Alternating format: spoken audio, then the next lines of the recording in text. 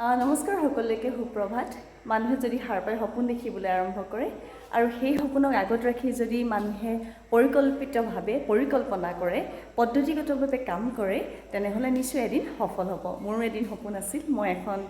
music বিদ্যালয় খুলিম আৰু সৰু সৰু কণমানিসকলক তেওঁলোকৰ মানসিক আৰু বৌদ্ধিক বিকাশৰ বাবে কাম কৰিম আৰু সেই সপোনকে আগত ৰাখি মই 2020 চনতে এখন সৰু আৰ্টৰ স্কুল আৰম্ভ কৰিছিলোঁ মাত্ৰ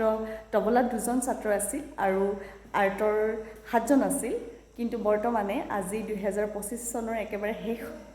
সময় আহি উপস্থিত হ'লহি আৰু এই সময়ত বৰ্তমানে 50 জন অতিক্ৰম কৰিবলৈ সক্ষম হৈছো গতিকে ভাল লাগিছে আৰু তদুপৰি এটা টিনৰ ঘৰে আৰম্ভ কৰি বৰ্তমান এটা পকী ঘৰ নিৰ্মাণ কৰিবলৈ সমৰ্থ হৈছো আৰু বৰ্তমান যেটো পকী ঘৰ সেই পকী ঘৰৰ আৰ্টৰ কামসমূহ চলি আছে গতিকে কেনে ধৰণেনো হৈছে আপোনালোককো দেখুৱাৰ যত্ন কৰিছো আৰু এটো শেয়াৰ কৰিবলৈ পাই ভাল লাগিছে যে মানুহে যদি কষ্ট কৰে নিশ্চয় এদিন সফল হ'ব গতিকে কেনে ধৰণৰ চিত্ৰসমূহ ইয়াত অংকন কৰি আছে তাকে আপোনালোকক দেখুৱাইছো বিকিবলৈ কালিৰ পৰা আৰম্ভ কৰিছে গতিকে এখন ৱালহে ইয়াত হৈছে ইয়াত